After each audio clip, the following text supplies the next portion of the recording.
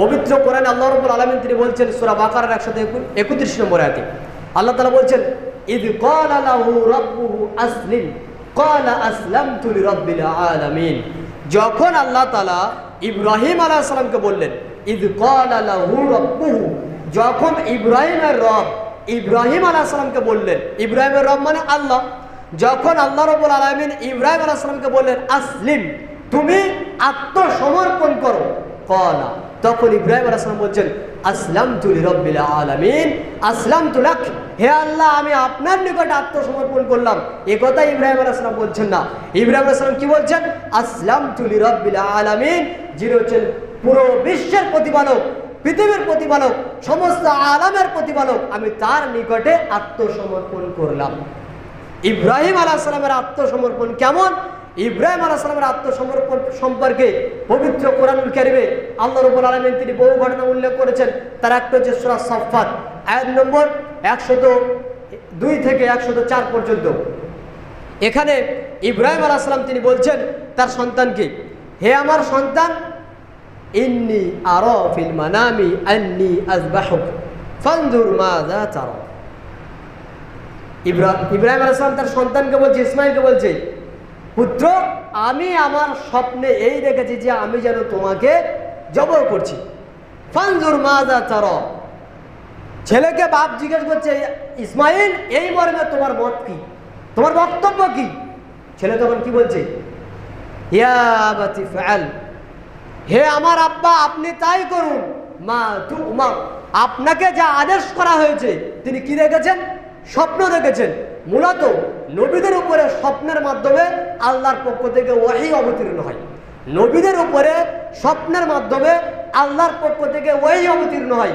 ইব্রাহিম আলাইহিস সালাম দেখছেন আমি আমার প্রিয় বস্তুকে জবাই করছি।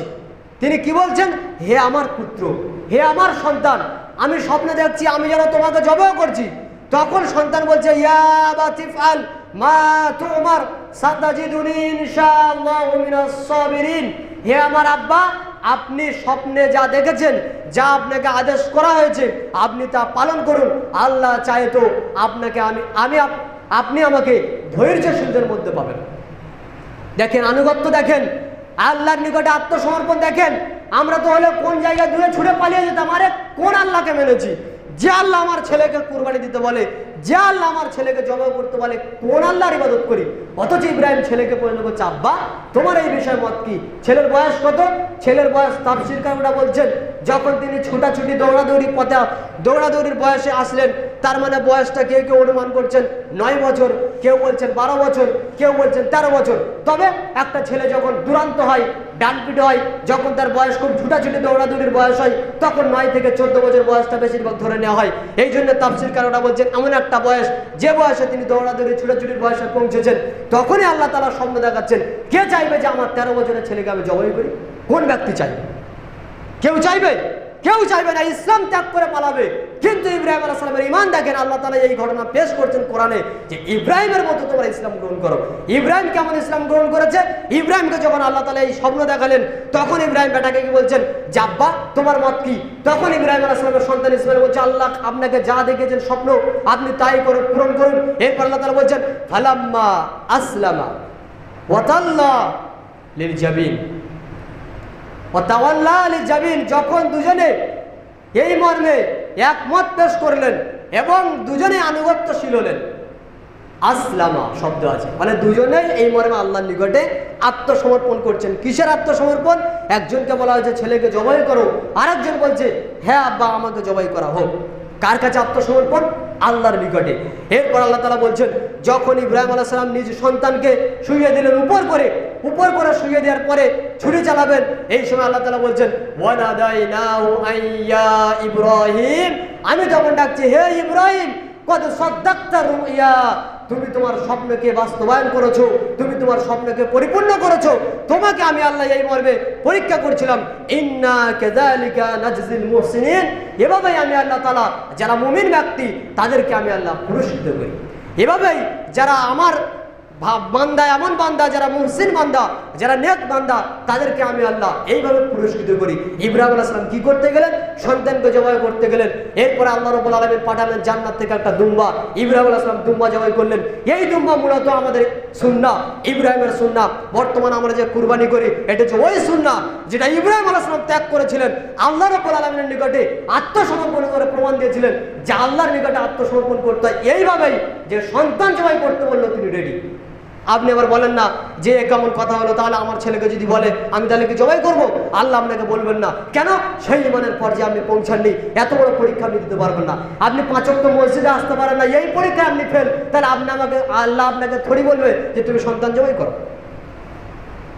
যেমন ব্যক্তি যেমন ইমান তার পরীক্ষা তেমন। আর একটা উদাহরণ দেখেন, রাসূলুল্লাহ সাল্লাল্লাহু আলাইহি ওয়াসাল্লাম তিনি বর্ণনা করছেন এই মর্মে, আবু হুরায়রা রাদিয়াল্লাহু তিনি বলছেন রাসূল সাল্লাল্লাহু আলাইহি ওয়াসাল্লাম তিনি বলেছেন, হাদিসটি সহিহ বুখারীর মধ্যে উল্লেখ করা হয়েছে 2217 নম্বর হাদিস।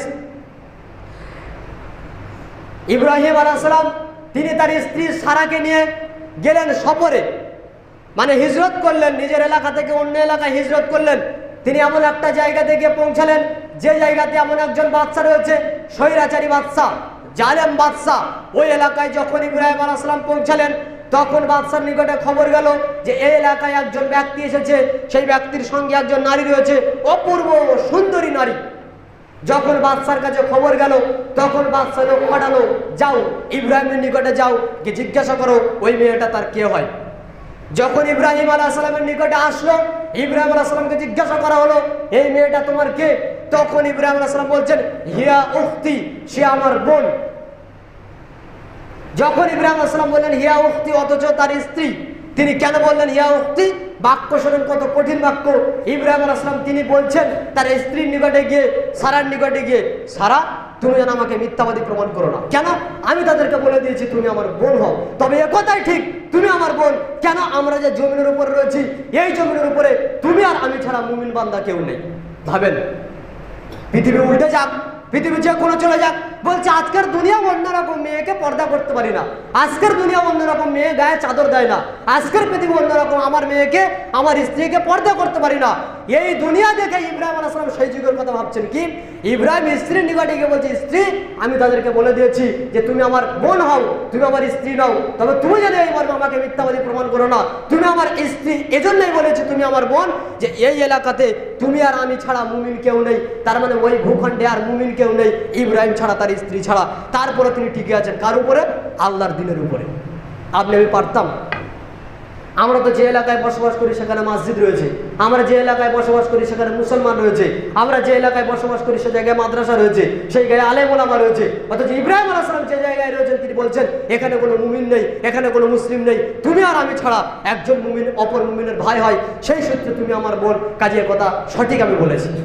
তারপরে ইব্রাহিম আলাইহিস সালামের নিকটে বাদশা লোক পাঠালো যে ইব্রাহিমের স্ত্রীর নিকটে যেন তার ইব্রাহিমের স্ত্রীকে যেন বাদশার কাছে পাঠানো হয়। ইব্রাহিম আলাইহিস সালাম তার স্ত্রীকে দিয়ে দিলেন বাদশার নিকটে। যখন বাদশার নিকটে স্ত্রীকে নিয়ে যাওয়া হলো তখন বাদশা কুমতলবে সারার দিকে হাত বাড়ালো। তখন সারা তিনি ওযু করছেন, ওযু করে তিনি সালাতে দাঁড়ালেন। সালাতে দাঁড়িয়ে আল্লাহর নিকটে বলছেন আল্লাহ আমি আপনাকে বিশ্বাস করি, আল্লাহ আমি আপনার রাসূলকে বিশ্বাস করি, আল্লাহ আমার এই বিশ্বাস যদি সত্য হয় তাহলে এই কাফেরকে তুমি আমার উপরে জয়ী করো না। কে বলছেন? সারা বলছেন। কাকে বলছেন? আল্লাহকে বলছেন। অথচ একজন ব্যক্তি একজন স্ত্রীর নিকটে হাত বাড়াচ্ছে তার সঙ্গে কুকর্ম করার জন্য, এখন কাজ কি? ছুটে পালিয়ে যাওয়া। কিন্তু না, আত্মসমর্পণ করেছি কার নিকটে? আল্লাহর নিকটে। ঈমান দেখেন, এখন তিনি ওযু করে নামাজে দাঁড়াচ্ছেন। মানুষ বলবে পাগল হয়ে গেছে। কেন? এখনো ধরতে এসছে একজন ব্যক্তি, পালাবে কোথায়? সে এখন নামাজ পড়তে যাচ্ছে। তো আল্লাহর এগুলো নিদর্শন। যে ব্যক্তি আল্লাহকে যতটা ভয় করে, যে ব্যক্তি আল্লাহর উপরে যতটা ভরসা করে, আল্লাহ তার জন্য ততটা কাছের হয়ে যায়। সারা যখন এই দোয়া করছে সঙ্গে সঙ্গে ওই ব্যক্তির হাত ধরে গেছে প্যারালাইসে, হাত আজ কাজ করছে না, মাটির উপরে শুয়ে পড়েছে। শুয়ে তখন ছটকাছটকি করতে লেগেছে। তখন সারা বলছে আল্লাহ এই ব্যক্তি যদি এখন মারা যায় আমার এই দোয়ার কারণে, মানুষ তখন বলবে আমি তাকে হত্যা করেছি। কাজে আল্লাহ তুমি আমাকে এই অপবাদ থেকে রক্ষা করো। তখন আল্লাহ রাব্বুল আলামিন তাকে সুস্থ করে দিলেন। আবার উঠে ওই ব্যক্তি সারার দিকে আসতে লাগলেন, আবার সারা দোয়া করলেন, আবার পড়ে গেল। 3 বার এরকম হলো। দোয়া কতক্ষণ করলেন তিনি, আর হাত পা পড়ে গেল কখন? দেখেন কাজ, এটা হচ্ছে আল্লাহর নিকটে আত্মসমর্পণ। এই আল্লাহর নিকটে আত্মসমর্পণ করার কারণে সারা দিচ্ছেন আল্লাহ কার ডাকে? স্ত্রীর ডাকে। তিনি কে? তিনি হচ্ছেন ইব্রাহিম আলাইহিস সালামের স্ত্রী। স্বামী যেমন হবে স্ত্রী তেমন হবে। এটা একটা বড় প্রমাণ পাওয়া গেল। স্বামী যেমন হবে স্ত্রী তেমন হবে। তবে কোনো কোনো সময় ব্যতিক্রম দেখা যায়, স্বামী যেমন স্ত্রী তার পুরোটাই উল্টো, যেমন লূত আলাইহিস সালামের ঘটনা। এখানে যেটা ইব্রাহিম আলাইহিস সালামের বর্ণনা যেটা দিতে চাচ্ছি তা হচ্ছে সারার ঘটনা।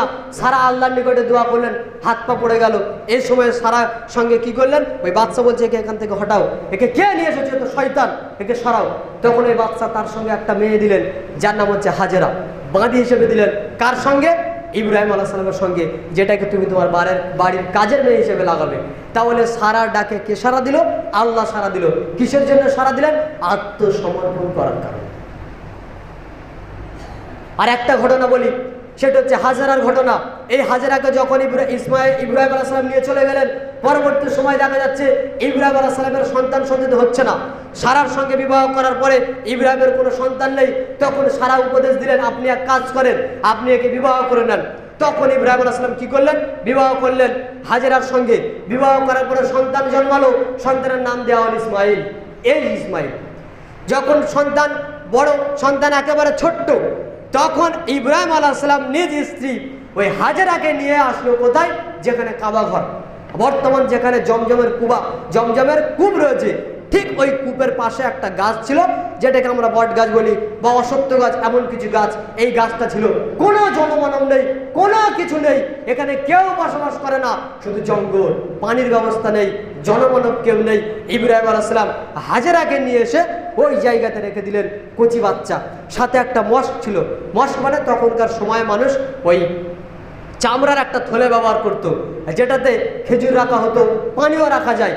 তো ইব্রাহিম আলাইহিস সালাম তার স্ত্রীকে তাতে কিছু পানি আর একটু খেজুর দিলেন, এটা তাদের জন্য খাদ্য, আর কিছু নেই। ওখানে রেখে দিয়ে ইব্রাহিম আলাইহিস সালাম ওই কচি বাচ্চা আর তার স্ত্রীকে রেখে দিয়ে চলে যাচ্ছেন। তখন হাজেরা প্রশ্ন করছেন, কি ব্যাপার, এখানে তো কোনো জনমানব নেই, সঙ্গী সাথী নেই, খাবারের কোনো ব্যবস্থাপনা নেই, পানির কিছু নেই, আমি এখানে থাকবো কি করে? আপনি আমাকে এখানে রেখে চলে যাচ্ছেন কেন? ইব্রাহিম আলাইহিস সালাম কিছু বলছেন না, চুপ করে ইব্রাহিম আলাইহিস সালাম চলে যাচ্ছেন। এভাবে কয়েকবার পিছনে ছুটতে ছুটতে হাজেরা বলতে যাচ্ছেন, আপনি আমাকে এভাবে রেখে যাচ্ছেন কেন? আপনি আমাকে এভাবে রেখে যাচ্ছেন কেন? একটা সন্তানকে নিয়ে আমি এখানে কি করে থাকবো? কেউ এখানে নেই, কোনো জনমানব নেই, আপনি এখানে আমাকে রেখে যাচ্ছেন কেন? তিনি কিছুই বলছেন, ইব্রাহিম আলাইহিস সালাম চুপ করে চলে যাচ্ছেন। আপনি মনে মনে একটু ভাবেন তো, যে একটা ছেলেকে দূর, একজন ফাঁকা মাঠে স্ত্রী আর ছেলেকে রেখে দিয়ে চলে আসা অন্তরে কতটা কষ্ট হয়? কেউ পারবে না। কিন্তু ইব্রাহিম আলাইহিস সালাম তিনি বলছেন, তিনি যখন চলে আসছেন, বারবার স্ত্রী বলছেন, আপনি আমাকে রেখে যাচ্ছেন কেন? শেষে হাজেরা প্রশ্ন করছেন, আল্লাহ কি আপনাকে এখানে আমাকে এভাবে রেখে যেতে আদেশ করেছেন? এইটুকু যখন তিনি বললেন, তখন ইব্রাহিম আলাইহিস সালাম বলছেন, না, হ্যাঁ, আল্লাহ আমাকে এইভাবে রেখে যেতে বলেছেন। তখন সঙ্গে সঙ্গে হাজেরা বলছেন, ঠিক আছে, আপনি যান, আল্লাহ আমার কোনো ক্ষতি করবেন। দেখেন আল্লাহর প্রতি আত্মসমর্পণ। এতক্ষণ স্বামীর পিছনে ছুটছিলেন, কেন আপনি রেখে যাচ্ছেন? যখনই বললেন আল্লাহ আমাকে এভাবে আদেশ করেছেন, তখন বলছে, আল্লাহ আমার আর কোনো ক্ষতি করবে না, আল্লাহ আমাকে রক্ষা করবেন। দেখেন আল্লাহর প্রতি ঈমান, দেখেন আল্লাহর প্রতি কতটা ঈমান। এই হাজেরা সেখানে যখন থাকলেন, ওই পানি আর ওই খেজুর খাই আর সন্তানকে দুগ্ধ পান করায়। একটা সময় পানি শেষ, পানি আর নেই, মায়ের স্তনে আর দুধ নেই, কি হবে? এখন সন্তান ছটপট ছটপট করছে, সন্তান কি খাবে? হাজেরা খুঁজে বেড়াচ্ছে, কোনো লোকজন নেই, কাকে বলবো, কিভাবে লোককে পাবো আমি এখন? উনি কি করলেন, পাশে পাহাড় রয়েছে, সাফা পাহাড়, তিনি ওই পাহাড়ে গেলেন। পাহাড়ে উঠে দেখছেন কাউকে পাওয়া যায় কিনা, কেউ নেই। ওখান থেকে ছুটে এসে মনে করছে, দেখি মারোয়া পাহাড়ে কেউ আছে কিনা। মারোয়া পাহাড়ে ছুটে এলেন, কেউ নেই। তিনি দেখলেন কেউ নেই, কি করবেন? ছুটাছুটি করছেন, একবার সাফা পাহাড়, একবার মারোয়া পাহাড়, ছুটাছুটি করতে করতে করতে করতে যখন তিনি শেষ মুহূর্তে 7 বার যখন তিনি মারোয়া পাহাড়ের দিকে উঠবেন, এমত অবস্থায় তিনি একটা আওয়াজ পেলেন। আওয়াজ পাওয়ার পরে তিনি বলছেন, আমি তো আওয়াজ পেলাম ঠিকই, কিন্তু এই আওয়াজের কাজ কি? এই আওয়াজে যদি তোমার কোনো ক্ষমতা থাকে, তুমি আমাকে ক্ষমতা দেখাও। তখন তিনি দেখছেন ফেরেশতা জিবরিল আলাইহিস সালাম, তিনি তার ডানা দিয়ে ওই পাহাড়ে যেখানে জমজমের কূপ রয়েছে, ওই জায়গায় ডানা দিয়ে মারছেন আর পানি বেরিয়ে আসছে। হাজেরা তিনি ছুটে আসলেন, ছুটে এসে তাড়াতাড়ি করে পাথর দিয়ে ওগুলোকে বেঁধে দিলেন। যখন পাথর দিয়ে তিনি বেঁধে দিলেন, সঙ্গে সঙ্গে ওখান থেকে পানি উঠতে লাগলো। তিনি বেঁধে দেওয়ার পরে সাথে সাথে তিনি প্রয়োজনীয় পানি নিলেন। রাসূল সাল্লাল্লাহু আলাইহি ওয়াসাল্লাম বলছেন, যদি এই অবস্থাতে হাজেরা এসে এখানে পানি নিতেন এবং তিনি বাধা না দিতেন, ওখানে কোনো কুয়া থাকতো না, ওখানে ঝর্ণায় পরিণত হতো। কি এগুলো? আল্লাহর প্রতি আত্মসমর্পণ, আল্লাহর প্রতি ভরসা, আল্লাহর প্রতি মনোনিবেশ, এতটাই মনোনিবেশ, আল্লাহ রক্ষা করেছেন। আজকের যারা হজে যায়, আজকের যারা হাজিরা সেখানে যায়, তারাও জানে দলিল কি, এই জমজমের কূপ কি। এটাই হচ্ছে জমজমের কূপ, যেটা ওই যুগে ইব্রাহিম আলাইহিস সালামের আত্মসমর্পণের কারণে, তার স্ত্রী আল্লাহর নিকটে এভাবে আত্মসমর্পণের কারণে ফলাফল পেয়েছি। এভাবে বহু ফলাফলের কথা আল্লাহ রাব্বুল আলামিন এবং তার রাসূল সাল্লাল্লাহু আলাইহি ওয়াসাল্লাম উল্লেখ করেছেন। এগুলো হচ্ছে আল্লাহর নিকটে আত্মসমর্পণ। কাজে আমাদেরকে এভাবে যদি আল্লাহর নিকটে আত্মসমর্পণ আমরা করতে পারি, আমাদের অন্তরগুলোকে আল্লাহর নিকটে ঠেলে দিতে পারি, তাহলে আল্লাহর সাহায্য আমাদের উপরে কিভাবে নেমে আসবে কেউ বলতে পারবে না। আজকে বৃষ্টি হয় না, কখন বৃষ্টি হয়, কখন ঝড় হয়, মানুষ মনে করে বৃষ্টি মানে আল্লাহর এগুলো রহমত। না, বৃষ্টি সবসময় আল্লাহর রহমত হয় না। বৃষ্টি হচ্ছে আল্লাহর কখনো গজব হয়। আমাদের চলাচল, আমাদের হাঁটা, আমাদের কথা, আমাদের জীবনযাপন আল্লাহর অনুযায়ী, আল্লাহর রাস্তার অনুযায়ী হচ্ছে না। কাজে আমার একটু মূল্যায়ন করে নিজের জীবনের প্রতি লক্ষ্য রাখি যে আমরা কতটুকু আল্লাহর রাস্তায় চলি। আল্লাহ রাব্বুল আলামিন আমাদের এই মর্মে তার রাস্তাতে সুন্দরভাবে চলার সুমতি প্রদান করুন। আল্লাহুম্মা আমিন। সুবহানাকাল্লাহুম্মা ওয়া বিহামদিকা আশহাদু আল্লা ইলাহা ইল্লা আনতা আস্তাগফিরুকা ওয়া আতুবু ইলাইক।